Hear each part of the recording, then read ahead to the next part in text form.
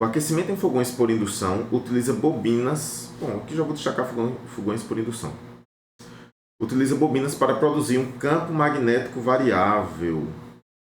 Olha, a gente está falando de indução eletromagnética, você já tem que associar com campo magnético variável, tá certo? Essa bobina se localiza abaixo do vidro cerâmico, sobre o qual a panela se apoia. O mecanismo aquece apenas a panela que se encontra na zona de cozimento, o que é uma das principais vantagens em relação ao uso de fogão a gás ou de resistência elétrica. Bom, então temos aqui campo magnético, temos a figura aí. Conteúdo aquecido, transferência de calor gerado pela panela, vidro cerâmico, campo magnético criado por uma bobina de indução.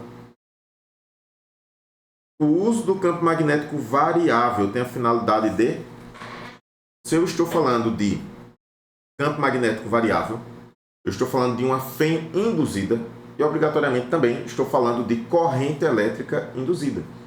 Fogão por indução utiliza campo magnético variável para gerar uma corrente induzida. Agora, por que gerar uma corrente induzida? Porque o aquecimento nas panelas ocorre por conta da corrente induzida na panela, que vai fazer com que haja aquecimento por efeito Joule.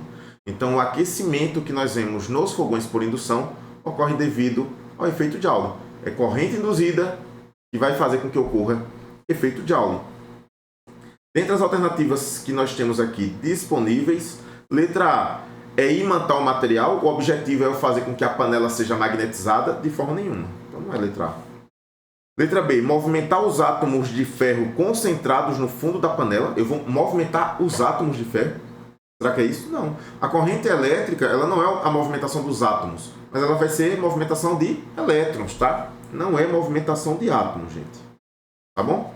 Letra C, emitir radiação eletromagnética, aquecendo a panela através do vidro cerâmico. Então, a panela vai ser aquecida por conta de radiação eletromagnética? De forma nenhuma. Aqui.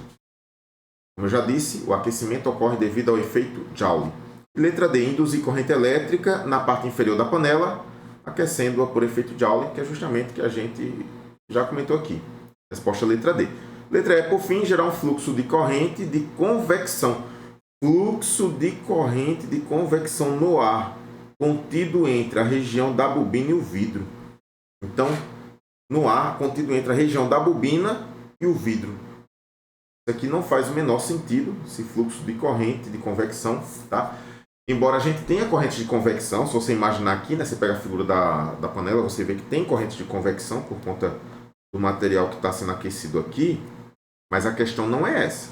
A questão é, o uso do campo magnético variável tem a finalidade de... Para que está servindo esse campo magnético variável? Tá? E a resposta é letra D. Certo?